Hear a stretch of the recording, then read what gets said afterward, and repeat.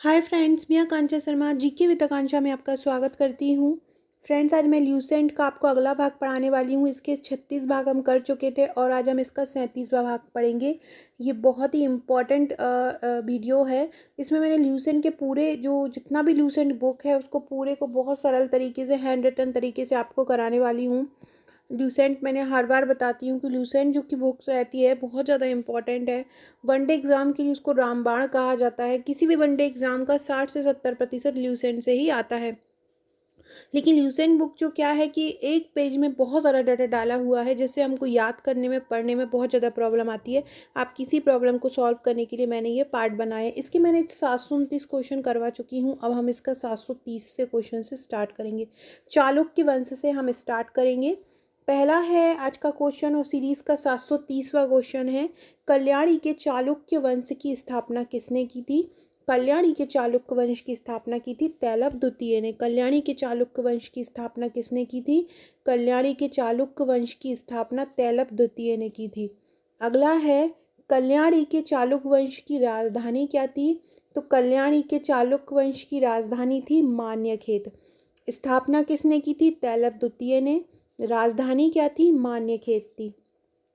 अगला क्वेश्चन है चालुक्य वंश के प्रमुख शासक कौन हुए? तैलप फर्स्ट, तैलप द्वितीय, विक्रमादित्य, जयसिंह, सोमेश्वर, सोमेश्वर द्वितीय, विक्रमादित्य सिक्स, सोमेश्वर तृतीय, तैलप तृतीय। अगला क्वेश्चन है सोमेश्वर प्रथम ने मान्यखेत से राजधानी हटाकर किसको बनाया? तो जो मान्यखेत थी पहले राजधानी, सोमेश्वर प्रथम ने उसको हटा दिया और राजधानी किसको बनाया? कल्याणी को।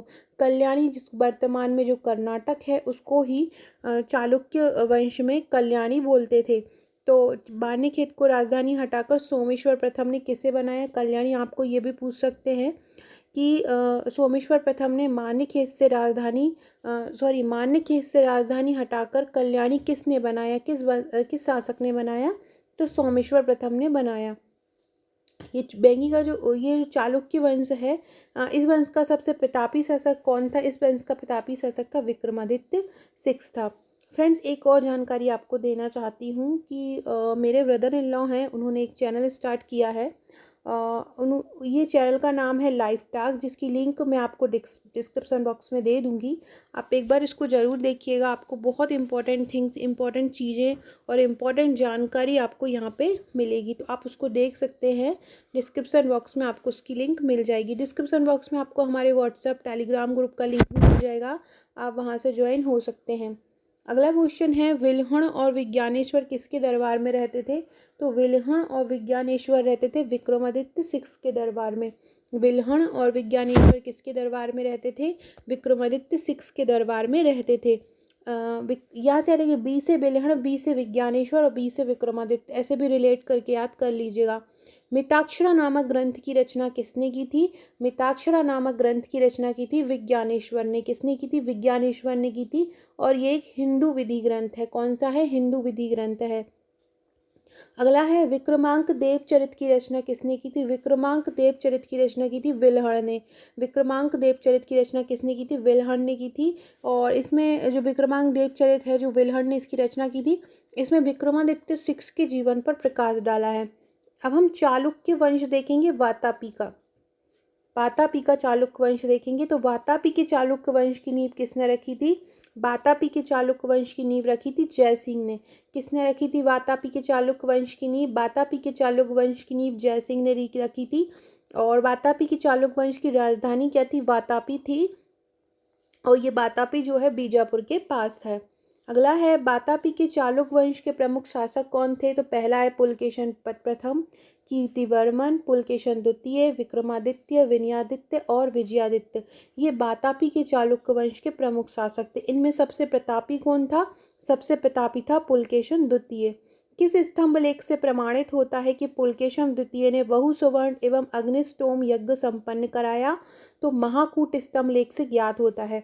बोल रहे हैं किस स्तंभ से, मतलब स्तंभों पे लेख लिखे रहते हैं, तो ऐसा किस स्तंभ लेख से प्रमाणित हुआ कि पुलकेशन द्वितीय ने बहुसुवर्ण और अग्निष्टोम यज्ञ संपन्न कराया था?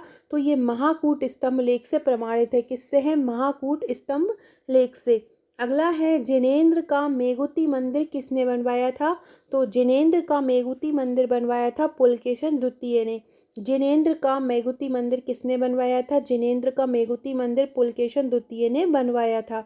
अगला क्वेश्चन है पुलकेशन द्वितीय ने हर्षवर्धन को हराकर कौन सी उपाधि धारण की? तो पुलकेशन द्वितीय ने हर्षवर्धन को हराकर परमेश्वर की उपाधि धारण की। कौन सी करी? परमेश्वर की। इन्होंने दक्षिणापतेश्वर की उपाधि भी धारण की। इन्होंने कौन सी उपाधि धारण की? दक्षिणापतेश्वर की उपाधि भी धारण की। पल्लव वंशी शासक नरसिंह वर्मन ने पुलकेशन द्वितीय को कब हराया? तो पल्लव वंशी शासक नरसिंह वर्मन ने पुलकेशन द्वितीय को 642 ईस्वी में हराया। कब हराया? 642 ईस्वी में। इन्होंने राजधानी बादामी पर अधिकार कर लिया। क्या किया? राजधानी बादामी पर अधिकार भी कर लिया था पुलकेशन द्वितीय को हराकर। किसने? नरसिंह वर्मन ने। और इसी युद्ध में क्या हुआ था? पुलकेशन द्वितीय मारा गया था। पुलकेशन द्वितीय एक बहुत अच्छा शासक था, मतलब बहुत प्रसिद्ध शासक था।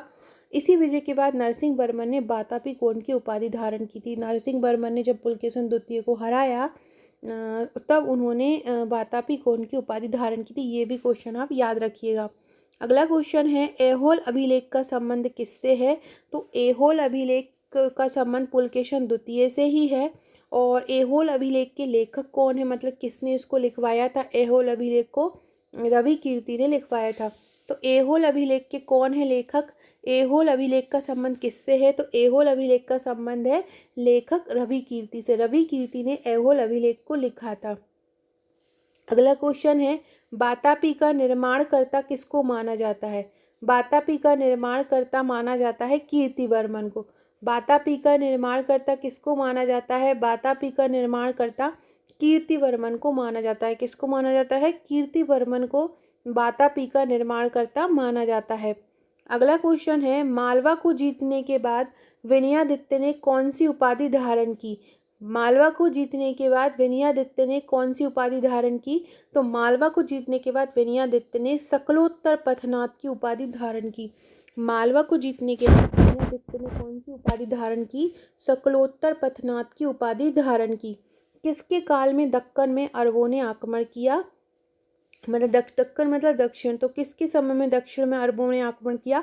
विक्रमादित्य द्वितीय के काल में।